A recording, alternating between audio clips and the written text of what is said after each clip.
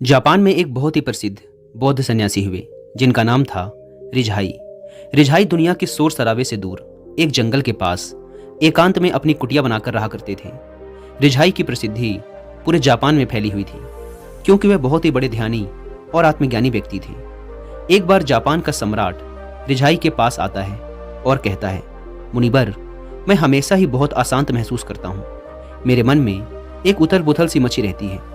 हालांकि मेरे पास बहुत सारा धन और वो सारी सुख सुविधाएं हैं जिनके लोग सपने देखते हैं, फिर आखिर क्यों मेरे अंदर इतनी अशांति और व्याकुलता है। रिझाई ने कहा, इसका जवाब आप खुद जानते हैं, बस आपने कभी खोजा नहीं।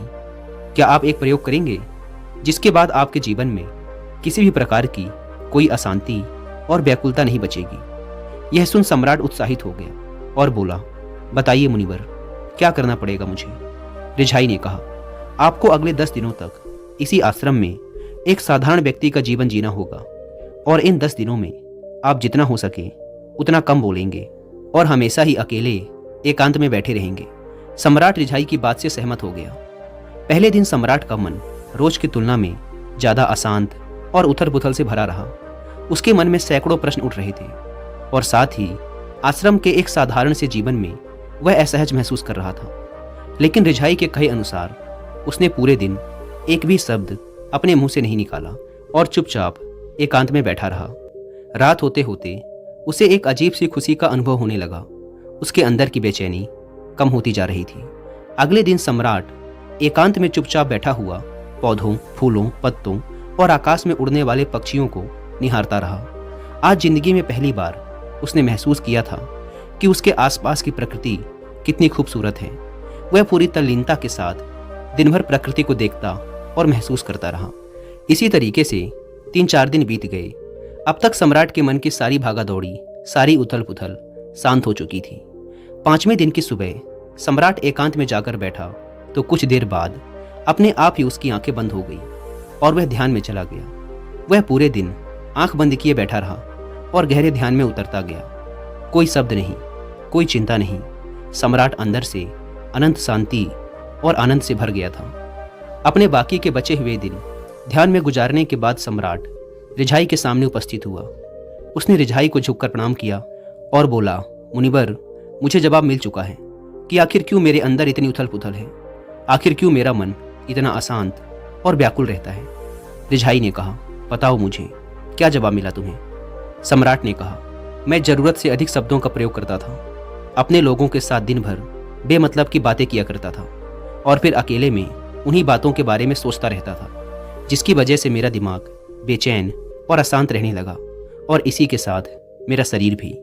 और इसके परिणाम स्वरूप मैं अपने किसी भी काम को ठीक तरीके से नहीं कर पाता था और फिर मैं अपने लगभग हर काम में असफल होने लगा और इस असफलता की वजह से मैं और भी ज़्यादा उदास और क्रोधित रहने लगा, जिससे मेरा जीवन एकदम नीरस हो गया था। लेकिन इन 10 दिनों में मैंने महसूस किया कि मैं अपने जीवन को गलत तरीके से जी रहा था और मैंने यह भी सीखा कि आपको ध्यान करने की जरूरत नहीं है, बल्कि ध्यान तो अपने आप होता है जब आप स्थिर, शांत और मौन होते हैं।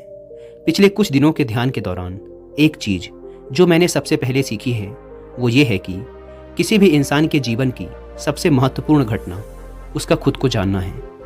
यह सुन रिझाई ने कहा, केवल आप ही नहीं बल्कि दुनिया के ज़्यादातर लोग जरूरत से अधिक बोलते हैं और ना चाहते हुए भी अपना जीवन बर्बाद कर लेते हैं। गौतम बुद्ध अक्सर अपने शिष्यों से कहा करते थे कि दुनिया की सबसे तेज छुरी हमारी जुबान है, जो कि बिना किसी खून खराबे के लोगों को मार देती है। हमारी भाषा और शब्द हमारे हथियार भी हैं और हमारी कमजोरी भी। अगर सही सोच के साथ सही समय पर सही शब्दों का उपयोग किया जाए तो यह इंसान को सफल बना देता है। लेकिन अगर शब्दों का यही खेल उल्टा हो जाए तो यह इंसान की जिंदगी को नरक भी बना सकता है। एक बार गौतम बुद्ध से उनके एक शिष्य ने पूछा, गुरुदेव, आप ज़्यादातर समय मौन क्यों रहते हैं।